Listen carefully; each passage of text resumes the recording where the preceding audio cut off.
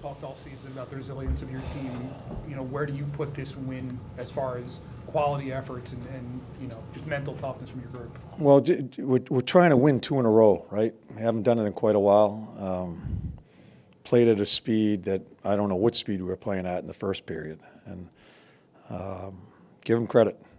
They rebounded and found a way to get involved. So it's this time of year, after a good win we had the other night, playing against one of the top teams in the league, and to come back against them, it gives you a little bit of juice as we push forward here.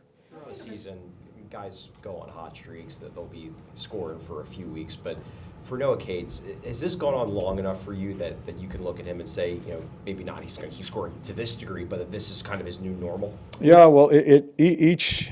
I mean, look at his second goal. Look what he does. A year ago, he's going to his backhand, he's throwing it into the pad, right? And that's the level of confidence the kid's playing with. So I just hope it keeps on going. That line, I'd like to get Bobby unstuck a little bit, get him a goal or two, but that line continues to play well, and I'm relying on Casey for a lot of things. What changed in the second period? Because we saw Garnet Hathaway comes out, throws that big hit on Mikkola. Did that help turn the tide a little bit? Or yeah, we just needed we talked in between periods, and we needed to get more involved. And that line comes out and bangs around a little bit. They end up scoring a goal. That's part of their role. And I thought they did a good job of that tonight. Not just that, but throughout the second and third period. You talked about Harrison's mental makeup. Pretty shaky in the first period, but it seemed like he really helped you nail it down in the third. Is that what at the end, he makes a couple big during the third period, he makes a couple of big saves, and then at the end, I don't know what the hell Frosty's doing, but he makes 2 or 3 great saves. And enough's enough with goaltending. Enough's enough. They need to be better, and I hope Ursa's trying to make a statement there. Power play now has 2 goals in 2 games, basically. Those games now.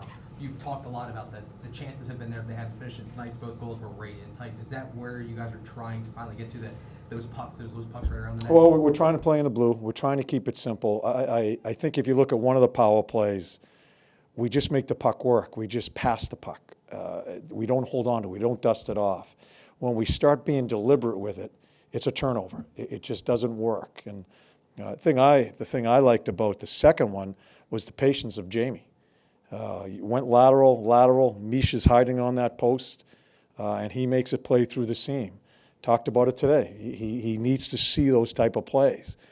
I thought he held on to it nicely, let things open up, waited, and found Mish. And did Frosty bang it in? Yeah. So I think puck movement and just keeping it simple, getting to the net is what's going to help us. With Noah in that line, you talked about the confidence that he's showing, but the fact that you've got that line out there with the goalie pulled and the 1-goal game you're trying to defend a lead, do you think the way you're playing him is feeding into his confidence that he's earned your trust, the trust of the staff, so he can kind of be a little bit more open with his game and be a little more aggressive? Yeah, I think every player wants responsibility, and we're certainly giving it to him. And he sees the doors open as far as the minutes that he's getting.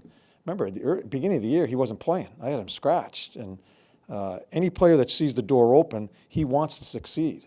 And you can't help but pull for a guy who he doesn't say much, doesn't talk, and he just continues to work at his game. And there's been a little pressure put on him by a number of people, even the outside, as far as is he going to be able to score some goals.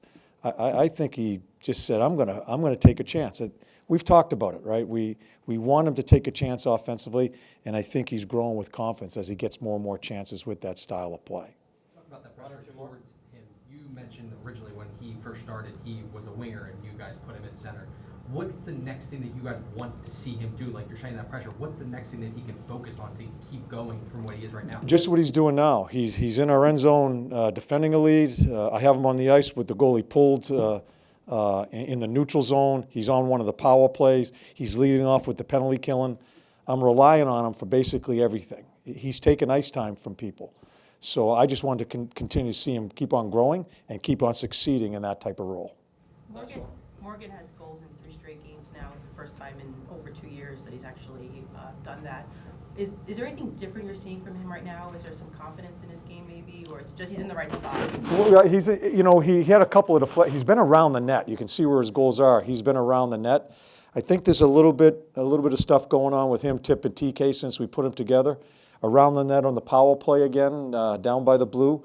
That's where he's got to be. And I don't know what he's doing at the end of the game with the turnover. That's all I think about right now when you say Morgan Frost. But he's in those areas. And hopefully, as a goal scorer, you just start feeling it.